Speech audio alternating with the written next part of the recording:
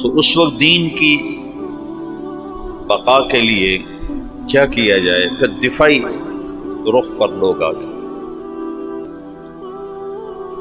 تو مولانا قاسم صاحب کے ذریعے سے 1864 میں دیوبند کی بنیاد پڑی. سر سید احمد خان بھی اللہ اس کی بخشش فرمائے، وہ بھی مسلمانوں کے ہمدرد تھے.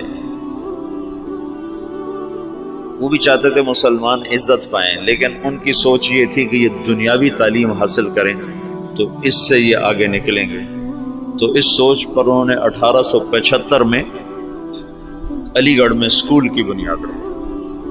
یہ دونوں حضرات مولانا مملوک علی کے شاگرد ہیں دلی میں. 1880 میں مولانا الیاس صاحب پیدا ہوئے. ان کے والد مولانا اسماعیل صاحب رحمۃ اللہ علیہ یہ صدیقی خاندان سے تھے. ان کی والدہ بھی صدیقی خاندان سے ہیں.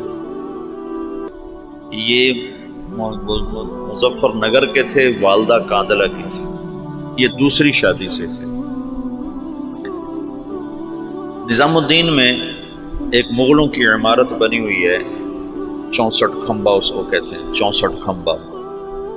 اس کا جو گیٹ ہے یہ جیسے ہمارا گیٹ چھتا ہوا ہے، آگے چھت ہے، ایسے وہ چھتا ہوا گیٹ ہے. اس کے اوپر ایک پرانی برادری سی تھی، اس میں وہ رہا کرتے تھے مولانا اسماعیل صاحب، مولانا الیاس صاحب کے والد. وہاں سے ہجرت کر کے آئے اور اس پرانی مسجد کو انہوں نے آباد کیا. یہاں وہ کیسے پہنچے؟ یہ 1876 کی بات ہے، تقریباً 76 کی. یہاں وہ کیسے پہنچے اس کا کچھ پتہ نہیں. کیسے آئے، کس جذبے کے تحت آئے، کون لے کر آیا تھا، اللہ کا غیبی نظام. چونکہ یہ جگہ غیر آباد تھی، یہاں مرزا الہی بخش تھا، اس کی یہ جاگیر تھی. مرزا الہی بخش یہ بہادر شاہ ظفر کا سمد ہی تھا، یعنی بہادر شاہ ظفر کے بیٹے سے اس کی بیٹی کی شادی ہوئی تھی. اور مرزا الہی بخش بھی انگریزوں سے مل گیا تھا، اور وہ بھی جنگ آزادی کے ختم کرانے والوں میں ایک کردار تھا، اور غداری کا اس نے بھی بڑا صلہ پایا تھا. یہ مسجد مرزا الہی بخش نے بنوائی تھی، چھوٹی سی، ابھی تک وہ مسجد باقی ہے. تو ایک دفعہ مولانا اسماعیل صاحب یہ باہر نکلے ڈھونڈنے کے کوئی آدمی ملیں تو ان کو مسجد میں لاؤں، کہ ویران جگہ تھی. تو کچھ لوگ جا رہے تھے دلی، یہ میوات سے پہلا تعارف ہونے لگا. تو ان سے پوچھا بھائی آپ لوگ کہاں جا رہے ہو؟ کہ جی دلی جا رہے ہیں مزدوری کرنا. تو انہوں نے کہا اگر میں مزدوری دے دوں تو میرے ساتھ چلو گے؟ کہاں تمہارے ساتھ چلو. ایک دن کی مزدوری 2 آنے تھی، 2 آنے. تو وہ 5-6 آدمیوں کو لے کر مسجد میں آ گئے اور ان کو وضو سکھایا، طہارت، نماز سکھا کر سارا دن اپنے ساتھ رکھا. پھر تعارف پہ پتہ چلا کہ یہ میواتی ہیں. میواتی کون ہیں؟ اس کے بارے میں مورخین کی رائے یہ ہے کہ یہ جو ہندوستان کی قدیم قومیں ہیں ان میں سے ہیں میواتی. ایک تو ہے نا آریہ نسل جو وسط ایشیا سے آئے اور انہوں نے پورے ہندوستانی خطے پر قبضہ کیا. آریہ نسل کے لوگ راجپوت اور جاٹ یہ کہلائے، اور ان کی اور کئی قسمیں بنی. جو لوگ یہاں قدیم آباد تھے ان میں سے ایک قوم میو بھی ہے. یہ ہندوستان کی قدیم آبائی آباد قوم ہے، اور یہ بہت مار دھاڑ والے اور بہت زیادہ لڑائی مار کٹائی والے، لوٹ مار ان کا پیشہ تھا. کوئی مہذب زندگی ان کی نہیں تھی. مولانا محمد اسماعیل صاحب رحمۃ اللہ علیہ نے سب سے پہلے ان کو اپنا گرویدہ بنایا. تو انہوں نے جا کر واپس کہا کہ آج تو بڑے آسان کام ملے، صرف اٹک بیٹھک تھی، نماز اور منہ ہاتھ دھونا تھا اور دعانے مل گئے. بڑے سارے وہ حیران ہو گیا، بڑا اچھا کام ملا بھائی، کوئی مسئلہ ہی کوئی نہیں، نہ کوئی پتھر توڑے نہ کوئی وزن اٹھایا، اور کام ہمارا بڑا چوکھا چوکھا ہو گیا. یہ ابتدا ہے. مولانا الیاس صاحب رحمۃ اللہ علیہ، یہ مولانا اسماعیل صاحب کا جو دوسرا نکاح ہے یہ 1868 میں ہوا، دوسرا نکاح۔ تو مولانا الیاس صاحب رحمۃ اللہ علیہ سے پہلے مولانا یحییٰ صاحب پیدا ہوئے اور پہلی بیوی سے مولانا محمد صاحب تھے، تو 1880 کے آس پاس میں مولانا الیاس صاحب پیدا ہوئے اور 1898 میں مولانا اسماعیل صاحب کا انتقال ہو گیا، تو ان کی جگہ ان کے بڑے بیٹے مولانا محمد صاحب یہاں بیٹھے۔ 1918 میں ان کا بھی انتقال ہو گیا۔ مولانا الیاس صاحب رحمۃ اللہ علیہ کی 1912 میں شادی ہوئی۔ 1915 میں پہلا حج کیا اپنے شیخ مولانا خلیل احمد صاحب، گنگوہ میں تعلیم حاصل کی۔ 1906 میں مولانا گنگوہی کا انتقال ہوا ہے، تو ان کے ہاں سے پھر یہ دارالعلوم دیوبند میں آ گئے، وہاں تعلیم مکمل فرمائی۔ اور 1912 میں ان کی شادی ہوئی۔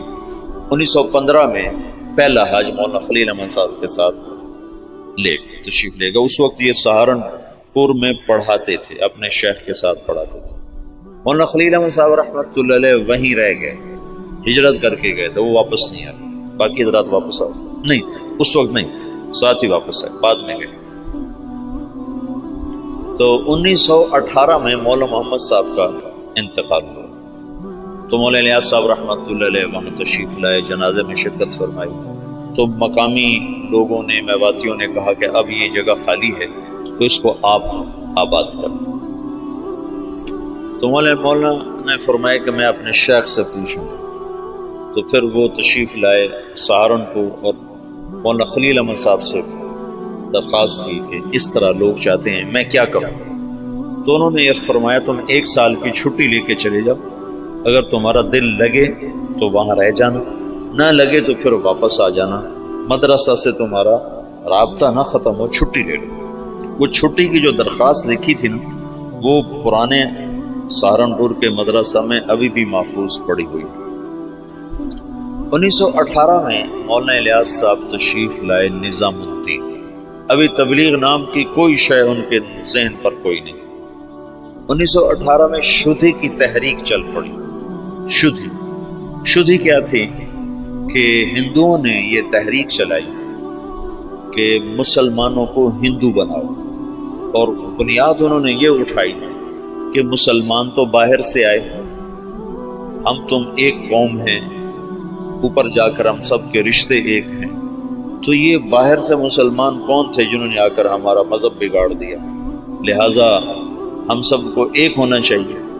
یہ تحریک بڑے زور سے چلی، تو مولانا الیاس صاحب رحمۃ اللہ علیہ اس پر بڑے پریشان ہوئے کہ اس کا میں کیا حل کروں۔ تو انہوں نے جاتے ہی میوات میں مدارس کی بہتات، چھوٹے چھوٹے مکتب، اور اس میں اپنا سب کچھ لگایا، بیوی کا زیور بھی لگا دیا، سینکڑوں چھوٹے چھوٹے مکتب میوات میں کھولے۔ ایک دفعہ میوات میں گئے ہوئے تھے مریدوں کے پاس، تو ایک نوجوان آیا، ہاتھ میں کڑا، بڑی بڑی مونچھیں، داڑھی صاف۔ کسی نے کہا یہ آپ کے مدرسے سے فارغ التحصیل حافظ قرآن ہے۔ کہنے کہ حافظ، اس کا یہ حلیہ کیوں ہے؟ کہ یہ ماحول کی وجہ سے۔ تو یہ پہلی چوٹ لگی اور دل میں خیال آیا، جب تک تمام طبقات میں دین نہیں آتا تو چند طبقوں میں دین کا لانا یا چند طبقات میں دین کا آنا یہ نہ کافی ہے، نہ یہ ذریعہ نجات ہے، پوری امت کا مسئلہ ہے۔ تو مدرسوں سے ایک دم دل بجھ گیا، دل ہٹ گیا، بند نہیں کیے لیکن طبیعت بند ہو گئی، دل ہٹ گیا۔ اور واعظین اس زمانے میں شدھی کی تحریک کے ٹکر میں علماء نے وعاظ کو بھیجنا شروع کیا تھا کہ مختلف شہروں میں جا کر، دیہاتوں میں جا کر تبلیغ کر۔ تو مولانا الیاس صاحب نے بھی اپنے واعظ بھیجنے شروع کی، لیکن وہ جاتے تھے جہاں تک سڑک ہوتی تھی، جہاں سڑک نہیں ہوتی تھی وہاں نہیں جاتے تھے، یا جہاں کوئی آسائش نہیں ہوتی تھی وہاں نہیں جاتے تھے۔ پھر طبیعت اس سے بھی ہٹ گئی، پھر خانقاہی سلسلہ شروع کیا، اور نظام الدین میں بیعت کا سلسلہ، اس سے پہلے بیعت نہیں فرماتے تھے، پھر بیعت کا سلسلہ شروع، تو بہت جلدی مریدوں میں ترقی ہونے لگی اور مریدوں کا اضافہ بھی اور مریدوں کے تزکیہ کے حالات بھی بڑے اچھے۔ لیکن کچھ عرصے کے بعد خیال آیا کہ کتنے لوگ میرے مرید ہو جائیں گے، 1 لاکھ 2 لاکھ، تو عامت الناس کا کیا کروں؟ ابھی اللہ تعالیٰ فطرت خود ہی کرتی ہے لالے کے حنا بندی، پھول کو سرخی کوئی نہیں پہناتا، اللہ ہی اسے سرخ کرتا ہے۔ تو طبیعت ہٹتی گئی، مدرسوں سے ہٹ گئی، خانقاہ سے ہٹ گئی کہ خانقاہ بھی ایک جزئی کام ہے، مدرسہ بھی ایک جزئی کام ہے، اور واعظ تقریر بھی ایک، پیسے دو تو جاتے ہیں، پیسے نہ دو تو جاتے نہیں۔ تو بے قراری بڑھتی گئی اور کوئی حل نظر نہیں آیا۔ تو 1926 میں، اس سے قبل مولانا خلیل صاحب وہ ہجرت کر کے اور تشریف لے گئے، مدینہ منتقل ہو گئے۔ تو 1926 میں حج پہ تشریف لے گئے، ہجرت کی نیت کر کے کہ میں اب واپس نہیں آؤں گا، وہیں رہوں گا۔ 1925 میں گئے تو 1926 میں واپس آؤں گا، یہ نیت کر لی تھی کہ اب میں واپس نہیں آؤں گا، ادھر ہی رہوں گا۔ جب یہ مکہ پہنچے تو ان کو خواب میں اللہ کے رسول کی زیارت ہوئی، تو انہوں نے پوچھا یا رسول اللہ، میں امت کی بہتری کے لیے کیا کروں، امت کی ہدایت کے لیے کیا کروں؟ تو اللہ کے رسول نے فرمایا جیسے میں نے مکے میں کام کیا تھا تم ویسے کام کرو۔ انہوں نے آگے عرض کی مجھے تو پتہ نہیں مکے میں آپ نے کیسے کام کیا تھا، تو اللہ کے نبی نے فرمایا مکی صورتوں میں غور کرو، اللہ تمہیں سکھائے گا۔ یہ مکہ میں ہے۔ پھر مدینہ پہنچے تو وہاں پھر اللہ کے رسول کی ضرورت، تو آپ نے ارشاد فرمایا اللہ تم سے کام لے گا، تم واپس جاؤ، واپس اور میرے پاس آؤ۔ تو انہوں نے مولانا خلیل احمد صاحب سے یہ خواب ذکر کیا، وہ وہیں منتقل ہو گئے تھے۔ انہوں نے حضرت مدنی رحمت اللہ علیہ کو، مدنی کیوں کہتے ہیں، حسین احمد مدنی، یہ اپنے والد، ان کے والد اپنے پورے خاندان سمیت مدینہ ہجرت کر گئے تھے، پھر ان کا سارا خاندان مدینے میں آباد رہا، یہ بھی مدینہ میں رہے، پھر ہندوستان کے حالات کو دیکھ کر دوبارہ واپس آ گئے تھے، اور یہ کہا تھا کہ میں مسلمانوں کو تنہا نہیں چھوڑ سکتا، میں مدینے میں رہوں اور مسلمان مشقت میں ہوں۔ تو مدینے کا قیام قربان کیا تھا اور واپس تشریف لے آئے ہندوستان۔ یہاں اللہ نے ان سے بہت بڑا کام لیا، تو اس لیے ان کو مدنی کہتے ہیں۔ تو ان کے بھائی تھے سید احمد، وہ وہاں پہلے انہوں نے اتنا فقر دیکھا کہ حضرت مدنی فرماتے ہیں میرے والد سبزی منڈی جاتے تھے شام کو، تو جو سبزی وہاں گلی ہوئی سڑی ہوئی لوگ پھینک کے چلے جاتے تھے نا، وہ اٹھا کے لاتے تھے، پھر اس کو صاف کر کے خالی ابال کے ہم کھاتے تھے کہ اس میں نمک مرچ ڈالنے کا بھی سکت نہیں تھی۔ اس طرح شروع کے دن تھے۔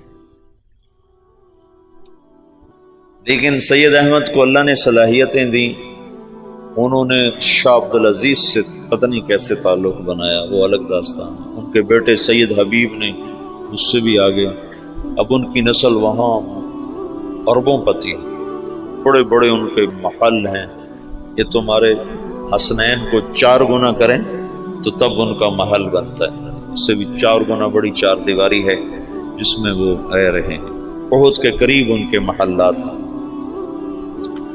تو انہوں نے سید احمد سے ذکر کیا، تو انہوں نے جو مسجد نبوی کے اس وقت منتظم تھے ناظم اعلیٰ، ان سے ذکر کیا۔ تو انہوں نے عشاء کے بعد جب مسجد بند کر دی تو مولانا الیاس صاحب کو بلا کر جالی کا دروازہ کھول کے اندر بھیج دی، تو اندر جالی اور روزے کے درمیان کوئی چاروں طرف دیوار ہے، دروازہ کوئی نہیں۔ نور الدین زنگی نے اس کو چاروں طرف سے بند کروایا تھا اور نیچے سیسا پگھلا کے ڈالا تھا۔ جب وہ کچھ لوگ آ کر لاش نکالنے کا منصوبہ لے کر آئے تھے، 3 راتیں وہاں سوئے، 3 راتوں میں سارے کام کی یہ تو خود تو عقل سے تو آ نہیں سکتا، سارے کام کو سکھایا گیا، بتایا گیا، اور پھر یہ کہا گیا ہندوستان جاؤ اور جا کر عوام الناس میں کام کرو، علماء میں نہیں، ورنہ وہ مخالفت کریں گے۔ تو پھر یہ وہاں سے واپس تشریف لائے، 1926 میں پہنچے ہیں، اور پہلے علماء کو جمع کیا اور ان کے سامنے یہ بات رکھی کہ میں یوں کام کرنا چاہتا ہوں۔ تو کسی ایک نے بھی موافقت نہیں کی سوائے مولانا مدنی صاحب اور مفتی کفایت اللہ صاحب رحمۃ اللہ علیہ۔ ان دو حضرات نے بات کو لیا اور سمجھا اور کہا کہ ہاں یہ تو دعوت والا کام ہے، لیکن یہ کرے گا کون؟ کہا یہ تو اللہ کرے گا، میرے ذمہ جہد ہے۔ پھر وہ بندہ فنا فی تبلیغ ہو گیا اور دیوانگی چھا دیوانگی۔ ایک دفعہ بیان کر رہے تھے، گرمیوں کے دن تھے، صحن میں 11 بج کے 11 فجر کے بعد شروع ہوئے، گرمیوں میں 11 بجے۔ تو ایک مواتی کھڑا کر کے لگا بھائی نام دے دو ورنہ یہ مر جائے گا، بیچارہ مر جائے گا، نام دے دو نام دے دو۔ ایسی دیوانگی چھا گئی تھی اور کوئی شکل نہیں، کوئی جانتا نہیں، اور آگے سامنے میواتی ہیں جن کو دین کی خبر ہی کوئی، کلمہ نماز کا نہیں پتا تو دعوت کیسے دیں گے؟ 10 برس کی محنت کے بعد ایک جماعت چلے کی تیار، 10 سال کے بعد۔ تو ان کو ہدایات دی، پھر ان کو روانہ کرتے کرتے 5 میل ان کے ساتھ پیدل چلتے گئے، پیدل چلتے۔ مولانا سعید خان صاحب سے یہ بات میں نے بہت دفعہ سنی، جب ان کو رخصت کرنے لگے تو کہنے لگے کہاں جا رہے ہو؟ ان کا جی دلی جا رہے ہیں۔ کہنے لگے نہیں، لندن پہ چوٹ پڑ گئی، امریکہ پہ چوٹ پڑ گئی، ساری دنیا میں ہدایت کا فیصلہ ہو گیا۔ ایک دفعہ عبدالعال صاحب تشریف فرما تھے، کہنے لگے ہم 5-6 آدمی بیٹھے ہوتے تھے مولانا الیاس صاحب کے آگے، 6-7 اور وہ ہم سے کہتے کہ بھائی ساری دنیا میں جماعتیں بھیجنی ہیں، مشورہ دو کیا کیا جائے۔ تو ہمیں خیال آتا کہ مولانا صاحب بیچارے کتنے پاگل دیوانے ہیں اور شیخ چلی کی باتیں کرتے ہیں کہ ہم 6-7 آدمی بیٹھے ہیں اور ہمیں کہہ رہے ہیں کہ ساری دنیا میں جماعتیں بھیجنی، مجھے مشورہ دو ہمیں کیا کرنا چاہیے۔ یعنی اللہ تعالیٰ نے اپنی قدرت سے ظاہر کر کے دکھا دیا کہ کیسے سارے عالم میں ہم خود پھر رہے ہیں، ساری دنیا سے جماعتیں ہمارے پاس آ رہی ہیں، ہم سے ساری دنیا میں لوگ جا رہے ہیں۔ تو 1926 سے لے کر 1944 نوح میوات میں پہلی بستی ہے جہاں پہلا اجتماع ہوا۔ اس وقت اجتماع نہیں کہتے تھے، جلسہ کہتے تھے، جلسہ، پہلا جلسہ۔ اور سگا بیٹا محمد یوسف اکلوتا سخت مخالف، وہ کہیں یہ کیا پاگلوں کا کام شروع کر۔ ان کا ذہن ذوق سارا تعلیمی تصنیفی، 21 سال کی عمر میں طحاوی کی شرح لکھی، جو حدیث کی مشکل ترین کتاب ہے طحاوی، اس کی شرح 21 برس کی عمر میں لکھی۔ اور حیات الصحابہ جیسی کتاب تو ساری دنیا کے علماء تسلیم کر گئے کہ سیرت میں یہ وہ شخص بدیع تھا، بدیع سیرت میں، کہ سیرت کے عنوان پر آج تک کسی نے ایسی کتاب نہیں لکھی۔ سیرت کا عنوان ہوتا تھا زید بن ثابت، نیچے اس کی سیرت اور حالات، عمر بن خطاب، نیچے ان کی سیرت، حالات، واقعات اور ان کے فضائل اور مناقب۔ یہی 14 صدی میں تمام مصنفین کا طرز رہا ہے۔ یہ پہلا شخص ہے جس نے اسلوب جدید دیا، بدیع اسلوب، آج تک کوئی یہ اسلوب لے نہ سکا۔ حیات الصحابہ ہے سیرت، لیکن حیات الصحابہ، کیف کانت صلاتهم، کیف کان علمهم، کیف کان جہادهم، اس کے نیچے کئی صحابہ کے واقعات۔ یہ ایک کو عنوان بنا کے نہیں، عنوان صفت کا اور نیچے واقعات مختلف تھا شخصیات کے۔ یہ پہلی دفعہ ہوا تصنیف و تالیف کی تاریخ میں۔ سے اس کتاب نے اتنی قبولیت حاصل کی کہ دنیا کے ہر بڑے مکتبے میں حیات الصحابہ پڑھی ہوتی. تو ان کا تو ذہن تھا سارا تعلیمی اور تصنیفی. کہ یہ میرے ابا کو ہو کیا گیا؟ ان کو اللہ کی طرف سے الہام ہو چکا تھا. تو باپ بیٹے میں ٹکراؤ ہے. مولانا انعام صاحب رحمۃ اللہ علیہ، مولانا احتشام صاحب رحمۃ اللہ علیہ، یہ حضرت مولانا الیاس صاحب کے ساتھ مولانا الیاس صاحب رحمۃ اللہ، اب مولانا سعید احمد خان صاحب، یہ ساتھی ہم نوا، اور بیٹا محمد یوسف سخت مخالف. میاں جی بدر الدین رحمۃ اللہ علیہ تھے. میں ان سے ملا تھا نظام الدین میں 82-83 میں گیا تھا. مجھ سے کہنے لگے کہ ہمیں مولانا الیاس صاحب بھیجتے کہ جاؤ یوسف کو کارگزاری سناؤ، شاید اس کا کوئی دل نرم پڑے. تو جب ہم جاتے تو اپنے لکھنے پڑھنے میں لگے ہوتے تھے، تو ہمیں دیکھتے ہی کہتے مجھے پتہ چل گیا تمہیں بوڑھے نے بھیجا ہے کہ جاؤ اس کو کارگزاریاں سناؤ، بھاگ جاؤ، میرے پاس کوئی وقت نہیں تمہاری فضولیات سننے کے لیے. کہ ہمیں بھگا دیتا تھا مولوی سے، کہتا تھا مجھے پتہ ہے تمہیں بڈھے نے بھیجا ہے کہ جاؤ اسے کہانیاں سناؤ، میں نہیں آتا تمہاری کہانی. بیٹا ایسے مخالف تھا. اور علماء عوام خواص بھول چکے تھے کہ دعوت فرض منصبی ہے. وَكَذَلِكَ جَعَلْنَاكُمْ أُمَّةً وَسَطًا لِتَكُونُوا شُهَدَاءَ عَلَى النَّاسِ. تو شہداء اللہ الناس کا فریضہ پوری امت کے ذمے ہے اور سارا عالم ہمارے ذمے. میاں جی بدر الدین، یہی بدر الدین بتاتے ہیں، میں بیان کر رہا تھا تو سامنے کچھ لوگ بیٹھے تھے 10 12 15، تو پیچھے سے مولانا الیاس صاحب آ گئے. کہنے لگے بدر الدین اب کن میں بیان کر رہے ہو، کن کو سنا رہے ہو، کن کو سنا رہے ہو؟ کہا جی ان کو سنا رہا ہوں. اور سامنے بیٹھے ان کو سنو، اے تیرا بھلا ہو جائے. اونٹ کی نیت کرو. اونٹ، اونٹ میواتی زبان میں آخری کنارے کو کہتے ہیں. آخری کنارے کہ دنیا کے آخری کنارے کی نیت کر کہ میں یہ بات دنیا کے آخری انسان تک کو سنا رہا ہوں. ایسے وہ نیت کرواتے تھے. اپنی زندگی میں 2 کمرے بنائے تھے مسجد میں داخل ہو کر، جنوب کی طرف اوپر انہیں کھڑکیاں، کھلی کھلی دروازے، اور یہ فرمایا کہ یہاں غیر ملکی مہمان جب آئیں گے تو ان کو تم نے یہاں ٹھہرانا ہے. تو وہ بیچارے ان کے مرید حیران ہوتے کہ ادھر مقامی کوئی نہیں آتا تو غیر ملکی کہاں سے آئیں گے.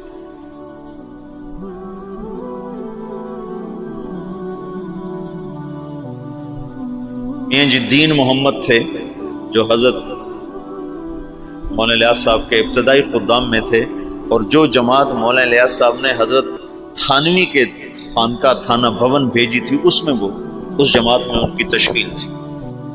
وہ کہتے ہیں ایک دفعہ مجھ سے کہنے لگے کہ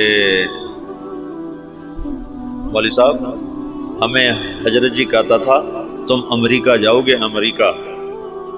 تو ہم تو اتنے سیدھے سادے دیہاتی تھے کہ ہم یوں سمجھتے تھے امریکہ دلی سے آگے کسی شہر کا نام ہے، دلی سے آگے کسی شہر کا نام ہے جو ہمیں کہتا ہے کہ تم امریکہ جاؤ گے.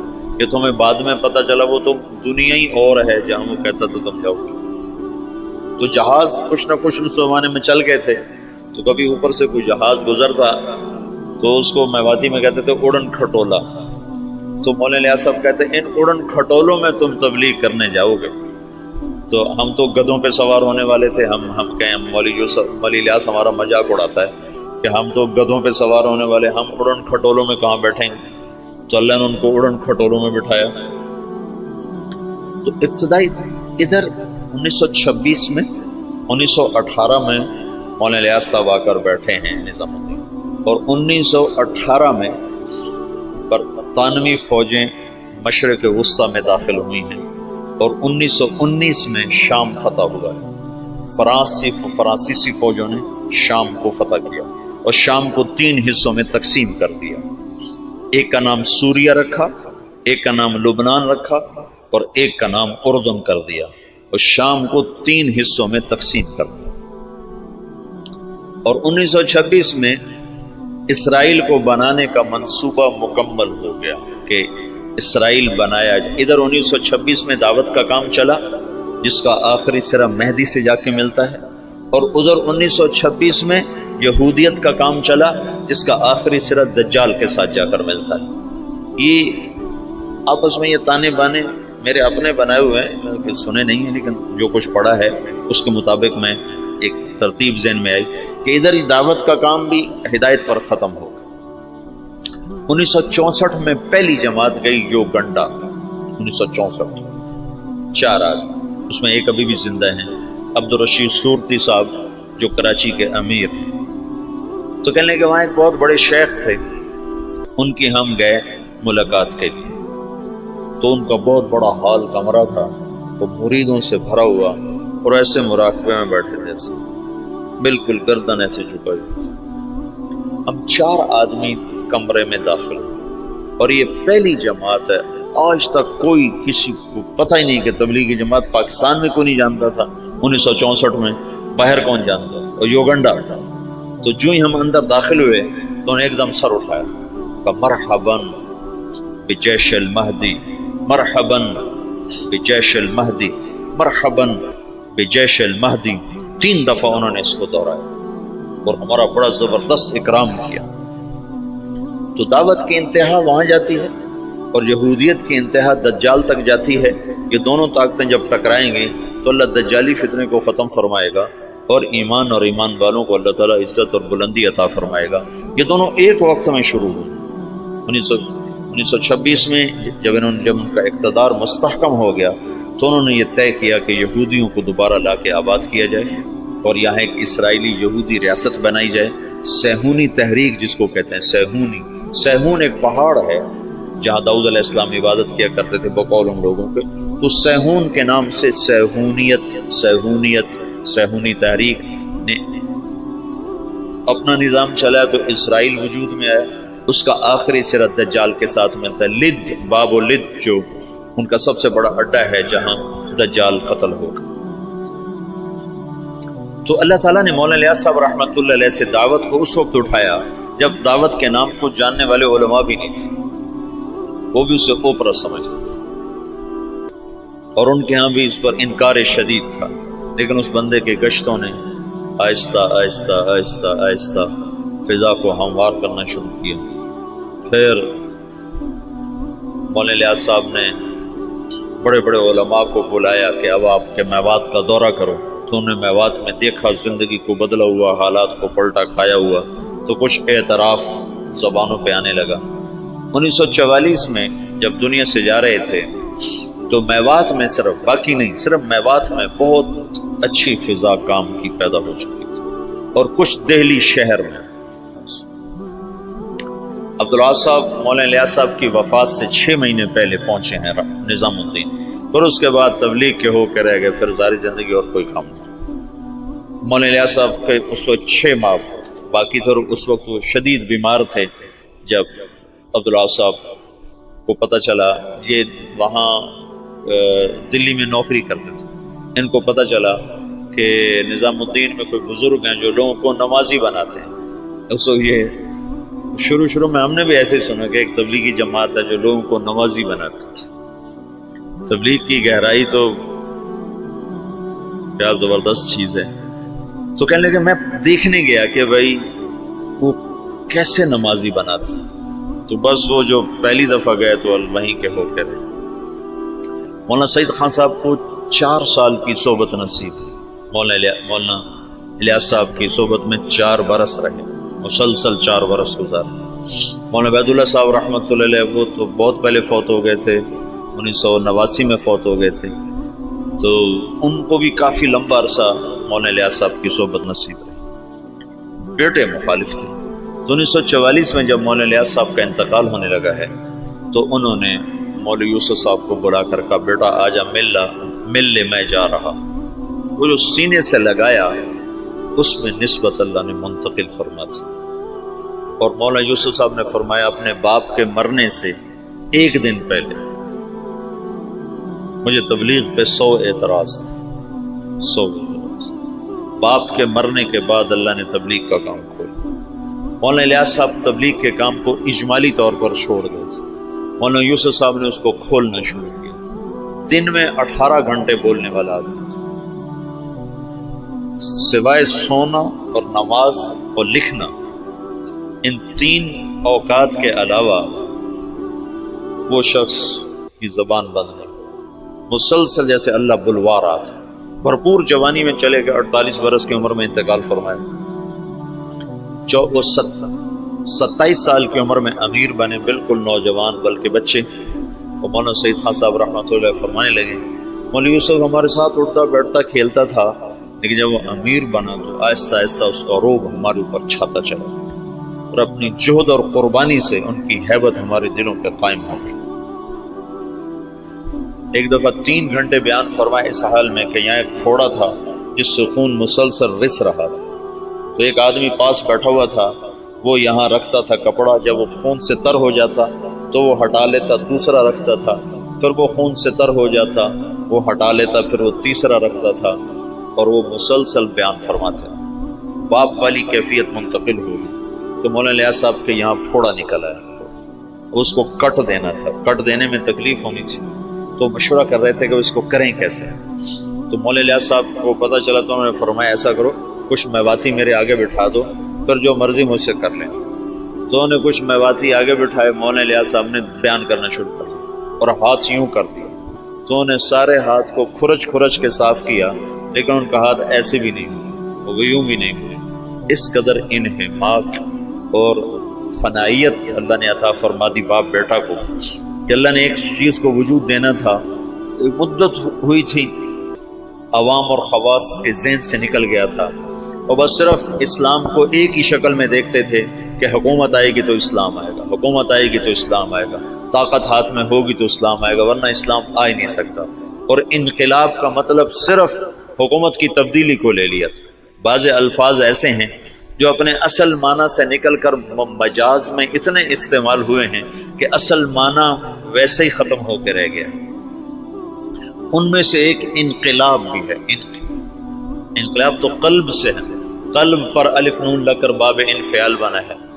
انقلاب پلٹ جانا، دل کا پلٹ جانا، جب قلب سے ہے تو ادھر زیادہ جوڑ ہونا چاہیے، لیکن پھر کثرت استعمال ہوا انقلاب کا حکومت کے بدلنے پر، حالات کے انقلاب آ گیا، حکومت بدل گئی، انقلاب آ گیا، پیپل پارٹی آ گئی، انقلاب آ گیا، نون لیگ آ گئی، انقلاب آ گیا، قاف لیگ آ گئی۔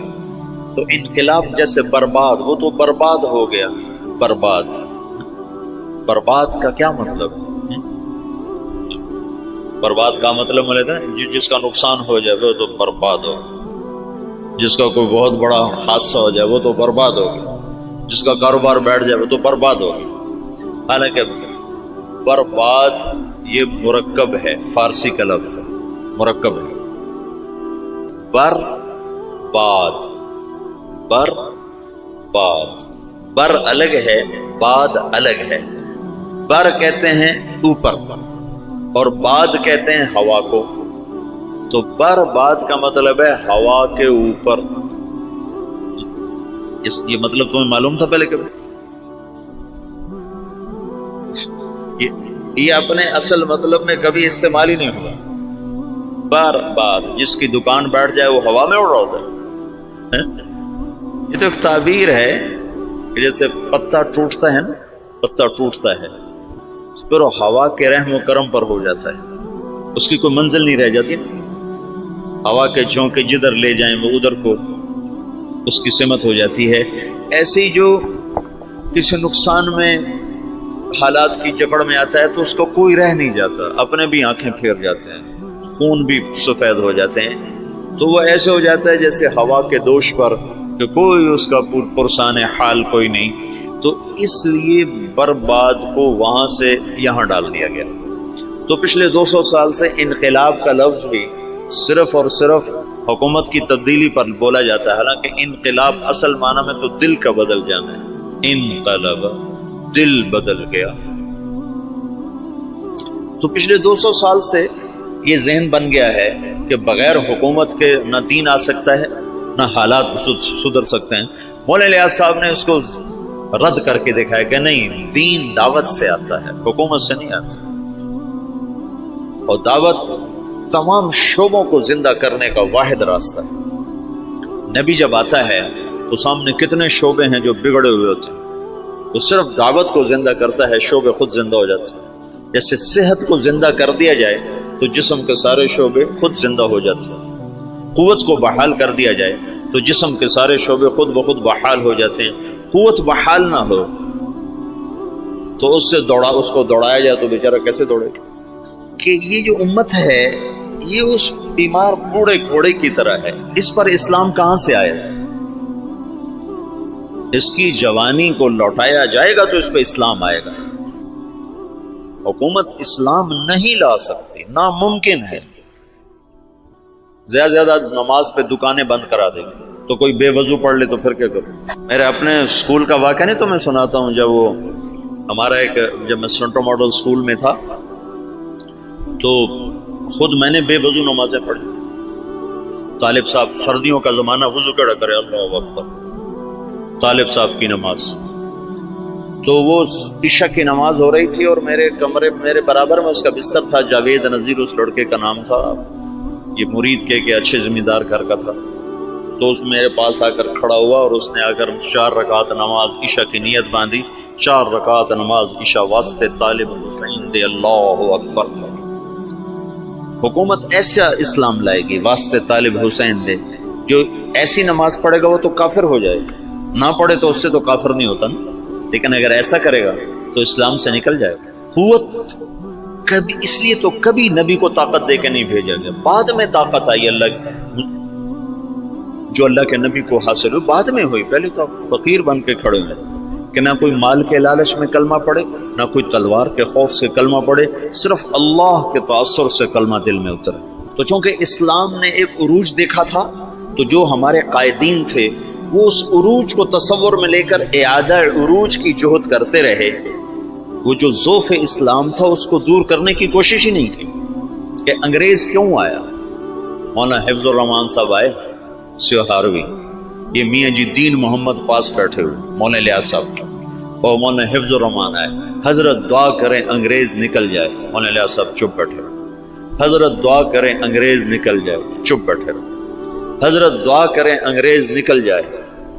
تو مولانا الیاس صاحب ایک دم جوش میں آئے کہ کوئی لوگ تیار کر لیے ہیں جو انگریزوں کے بعد حکومت کو سنبھالیں گے. کوئی لوگ تیار کر لیے ہیں. وہ کہ چپ. کہ جو انگریزوں کے بعد آئیں گے وہ ان سے برے ہوں گے کہ انگریز ہمارے بزرگوں کے گناہ کی سزا میں آئے، اور جو موجود آئیں گے ہمارے گناہوں کی سزا میں آئیں گے. اور مجمع کو تیار کیے بغیر کام نہیں چلتا ہے. تو انگریز تو چلا گیا، لیکن جتنا اسلام پاکستان میں ذبح ہوا، مدنی فرمایا کرتے تھے ہندوستان میں مسلمان ذبح ہوں گے اور پاکستان میں اسلام ذبح ہوگا. کہ مولانا الیاس صاحب نے پرانا سبق زندہ کیا کہ دعوت وہ واحد سبب ہے جس سے دین آتا ہے.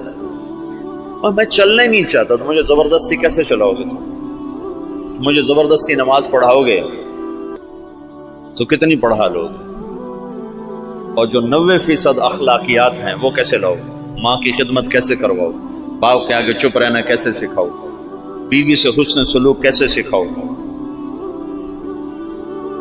وفاداری کیسے سکھاؤ گے؟ رات کو اللہ کے سامنے رونا کہاں سے لاؤ گے؟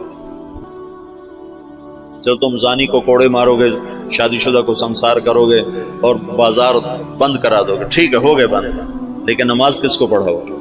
مجھے مدینہ میں ایک نوجوان ملا دیرہ غازی خان کا، کہنے لگا 10 سال سے مدینے میں بغیر وضو کے نماز پڑھی. 10 سال. کہ یہ تو میں نے تمہاری کیسٹیں سنی تو مجھے ہدایت ملی ہے، تو میری بخشش ہو جائے گی؟ میری بخشش ہو جائے گی؟ تو 10 سال مدینے میں بغیر وضو کے نماز پڑھی.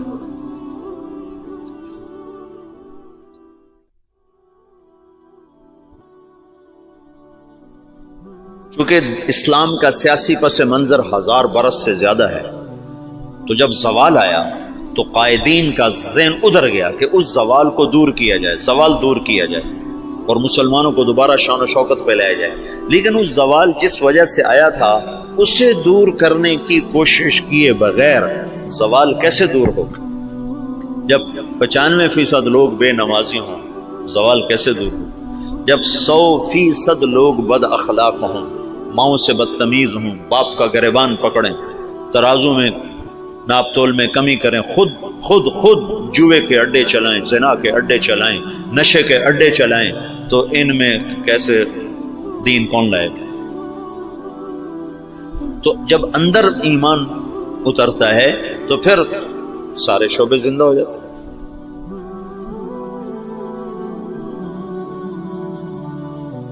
مولانا الیاس صاحب کے ذریعے سے پرانا سبق زندہ ہوا کہ دعوت وہ سبب ہے جس کے ذریعے سے اللہ نے ہر دور کے باطل کو توڑا، ہر دور کے باطل کو توڑا۔ تو 1926 میں یہ کام شروع ہوا، شخصیات کے جانے سے کوئی فرق نہیں پڑا ہے، اور اب عجب العجائب ہے کہ 15 برس ہو چکے ہیں، امیر کوئی نہیں، ایک شورا ہے اور کام اسی طرح چل رہا ہے۔ اور عجب العجائب ہے کہ گونگے بھی دین کے داعی بن کے چل رہے ہیں۔ ابھی 1 سال کی جماعت گونگوں کی یمن سے کام کر کے واپس آئی اور 7 مہینے کی دوبارہ ملائیشیا جانے کے لیے تیار کھڑی۔ یہ اسلامی تاریخ میں پہلی دفعہ ہو رہا ہے کہ گونگے دین کے داعی بن جائیں، اور پہلی دفعہ جب سے سورج چمک رہا ہے کانگو کے جنگلوں میں جماعت پہنچی جہاں اتنے قد کے بونے رہتے ہیں، بونے، اقزام، وہ 4 فٹ کا بڑا جوان ہوتا ہے، جس کا قد 4 فٹ ہو وہ سب سے نمایاں نظر آتا ہے۔ یا 4 فٹ والا تو ہم گودی میں اٹھائے پھر، اور 4 فٹ والا بڑا جوان ہوتا ہے۔ آم کا 3 فٹ، 3.5 فٹ، پونے 4 فٹ، اور 4 فٹ والا بڑا چوڑا ہو کے چلتا ہے، اور ننگے رہتے ہیں، مرد عورت کوئی کپڑا استعمال نہیں کرتا، اور کوئی باہر کی دنیا سے ان کا تعلق کوئی نہیں ہے۔ سانپ کاٹے تو علاج ان کا جنگل میں موجود ہے، کانٹا چبھنے سے سانپ کے ڈسنے تک سارا علاج اپنے جنگل سے کرتے ہیں۔ غذا ان کی جنگل کے جانور ہیں، ہر چیز کھاتے ہیں، اور طاقتور اتنے ہیں کہ ہر آدمی 5 سے 6، 7 سے 8 شادیاں کرتا ہے، کوئی کشتے نہیں کھاتے۔ کتنے لوگ بیچاروں کے گردے ختم ہو گئے کشتوں کے چکر میں، گردے گنوا بیٹھے، گولی اندر تے دم جلندر چلا گیا۔ اللہ نے ایسی قدرتی طاقت دی ہوئی، اور جب سے وہ پیدا ہوئے انہوں نے اسلام کا نام نہیں سنا۔ آج سے 12 برس پہلے وہاں پہلی تبلیغی جماعت پہنچی، مالی سے جماعت بنی، مالی وہ گئے کانگو سے گئے جنگل، اور جنگل کے ترجمان ساتھ لیے، انہوں نے وہاں دعوت کا کام چلایا، تو 270 آدمی پہلی دفعہ مسلمان، اور ان کو لباس، وہ بیچارے لباس پہن کے اوکھے ہو گئے، ایک ہی کیتا جو سڑے نہ آلے، اوکھے ہو گئے۔ تو ان میں ایک ان کا سردار، وہ حج کرنے کے لیے آج سے کوئی 8-9 سال پہلے حج کے لیے، تو کچھ علماء تھے جو تبلیغ کے بڑے مخالف تھے، تو ایک ہمارے دوست ہیں حسن کیمرونی، یہ حسن کیمرون سے جماعت کی، مالی نہیں، کیمرون سے جماعت کی، تو حسن کیمرونی ہے، وہ مدینہ میں پڑھے ہیں، پھر ریاض میں PhD کی ہے، بڑا فاضل آدمی ہے، وہیں رہتا ہے۔ تو اس نے مجھے یہ سارے حالات سنائے، وہ خود بھی اس میں شریک تھا، تو وہ اس بونے کو لے کر گئے اور علماء سے، تو ان کا تبلیغ والے یہ کرتے ہیں، تبلیغ والے یہ کرتے ہیں، یہ کرتے ہیں، یہ کرتے ہیں۔ ان کا یہ سب کچھ جو کرتے ہیں بالکل صحیح ہے، ان پر یہ سارے اعتراض ٹھیک ہیں، پر اس بونے کی کارگزاری سن لو کہ تبلیغ والے یہ بھی کرتے ہیں۔ جب انہوں نے سنے حالات تو وہ سارے رونے لگے اور کہنے لگے تبلیغ حق ہے، ہم نفس پرستی کا شکار، اور اب ان کی تعداد تقریباً کوئی 5000 کے قریب ہو چکی ہے، وہ 270 سے اب 5000 تک پہنچ چکے ہیں۔ جب یہ واحد تحریک ہے، پہلے خیر القرون کو چھوڑنے کے بعد، خیر القرون کا کوئی ٹکر نہیں، خیر القرون کے بعد یہ پہلی دفعہ دنیا میں ایسا ہوا ہے کہ کسی تحریک نے 6 بر اعظم کے مسلمانوں کو متاثر کیا۔ اس سے بڑی تحریک آج تک نہیں اٹھی، نہ اتنی شخصیتیں بہت بھاری بھاری اٹھے ہیں، ان کے سامنے مولانا الیاس صاحب کی شخصیت کوئی بڑی نہیں ہے، لیکن جو کام مولانا الیاس سے اللہ نے لیا ہے، یہ خیر القرون کے بعد کوئی ایسا کام نہیں کر سکتا جس میں اتنی وسعت ہو کہ وہ فیجی مشرق میں آخری کنارہ اور ہوائی مغرب میں آخری کنارہ، اور دونوں طرف سے لوگ سمٹ کے رائونے میں پہنچ کے دین سیکھ رہے ہیں. یہ پہلی دفعہ دنیا میں. ایک تو گونگے ہیں، چلو گونگا تو صبر کرتا، اسے آتا کچھ نہیں. مجھے کتنے لوگ ملے افریقہ سے آئے 4 مہینے لگا رہے ہیں، اور ایک وہاں سے آیا ارجنٹائن سے 4 مہینے لگا رہا تھا. وہ اسپینش جانتا تھا اور ہمارے پاس کوئی ترجمان نہیں تھا اسپینش زبان کا. پورے 4 مہینے بغیر ترجمان کے گزار کے چلا گیا. تم 4 دن گزار کے دکھا دو مولوی صاحبان، 5ویں دن تم نظر نہیں آؤ گے. 4 مہینے ایک لفظ نہیں سمجھا. میں نے ایک سے پوچھا، میں نے کہا تمہیں کیا فائدہ ہوتا ہے، تم سمجھ تو کچھ آتا نہیں. تو اس نے ادھر اثر ہوتا ہے، ادھر اثر ہوتا ہے. تو میں یہ چاہتا ہوں تم تبلیغ میں بصیرت کے ساتھ چلو. میں یہ چاہتا ہوں تبلیغ کی عظمت تمہارے دل میں ہو. تھوڑی سی زندگی ہے، پتہ نہیں کب شام ہو جائے. میں تو موت کا ایک جھٹکا کھا چکا ہوں، دیکھ چکا ہوں کہ کتنی ناپائیدار زندگی ہے اور کتنی بے ثبات یہ دنیا ہے اور کتنا دھوکے کا یہ جہان ہے، پتہ بھی نہیں چلتا اور وہ کیا. تو تھوڑی زندگی میں وہ کام کرو جس کا نفع تمہیں زیادہ ملے، جس کی واپسی تمہیں زیادہ ملے. تو تبلیغ کے سوا اس وقت کوئی میدان عمل میں ایسا عمل نہیں جس میں لگنے سے تم سارے عالم پر اثر انداز ہو جاؤ، ساری دنیا کے انسانوں تک تمہاری محنت کا اثر پہنچا. جبوتی جیسے غریب ملک میں آگے بھی اس سے بھی غریب علاقہ تھا تجرو، جہاں کشتی ڈوبی تھی. اس جنگل میں اجتماع ہوا، 3-4 ہزار کا مجمع جنگل میں جمع تھا. یا کتنے بڑے بڑے اشتہار لگتے ہیں، 300-400 سے زیادہ آدمی اکٹھا نہیں ہوتے. وہ جنگل، ایک نکر اور ایک بنیان، یہ ان کا لباس تھا. 24 گھنٹے میں ایک وقت کھانا کھاتے. یہ جماعتیں جب جاتی ہیں نا تو ان کو دیکھ کے بڑے حیران، اچھا تم سارا دن کھاتے ہو، دن میں 3 دفعہ کھاتے ہو، 3 دفعہ کھاتے ہو. ان کو حیران ہو کر کہتے ہیں کتنا کھاتے ہو تم، بیمار نہیں ہوتے؟ بیمار تو ہوئے پڑے. غربت انتہا درجہ. میں ایسے ساحل سمندر پر تھا، میں ایسے گیا دیکھنے تو سب کے وہ اثر کے بعد چائے پی رہے ہیں. چائے تو دیکھا وہ کالا کاوا پانی والا بغیر دودھ کے، ٹوٹی ہوئی پیالیاں، ٹوٹی ہوئی پرچیں. یہ ان کی بڑی عیاشی تھی کہ وہ سمندر کے کنارے چائے پی رہے تھے. نکر بنیان یہ ان کا لباس. وہاں تبلیغ پہنچ گئی. کوئی جانتا نہیں محمد الیاس کون ہے، کوئی جانتا ہی نہیں محمد یوسف کون ہے، انعام الحسن کون ہے، عبد الوہاب کون ہے، محمد سعد کون ہے. لیکن تبلیغ وہ ایسے کر رہے ہیں کہ جیسے رائمنڈ میں ہو رہے، جیسے پاکستان میں ہو رہے. خود جبوتی والے ان کی زبان نہیں سمجھتے، وہ اور زبان، پہاڑ کی کوئی جنگلی زبان بولتے.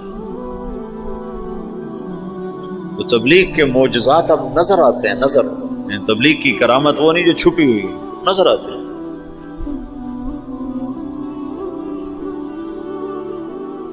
تو میں یہ چاہتا ہوں کہ تم بصیرت کے ساتھ اس میں چلو تاکہ تم نفع اٹھاؤ، تم اللہ کا قرب حاصل کر سکو، اللہ کی محبت حاصل کر سکو. صحیح میں نے پیچھے سے تفصیل بتائی تمہیں کہ سیاسی اکھاڑ پر چھاڑ کیسی ہوئی. پھر تبلیغ کی زندگی تو اب تمہارے سامنے ہے، اس میں تو تفصیل بتانے کی ضرورت نہیں ہے. لیکن کچھ مجالس اور میں لینا چاہوں گا کہ کچھ باتیں جو اس سے متعلق ہیں وہ میں تمہارے سامنے لاؤں. پھر لِيَهْلِكَ مَنْ هَلَكَ عَنْ بَيِّنَةٍ وَيَحْيَىٰ مَنْ حَيَّ عَنْ بَيِّنَةٍ. پھر یہ نہ ہو سکے کہ ہمیں پتہ کوئی نہیں تھی.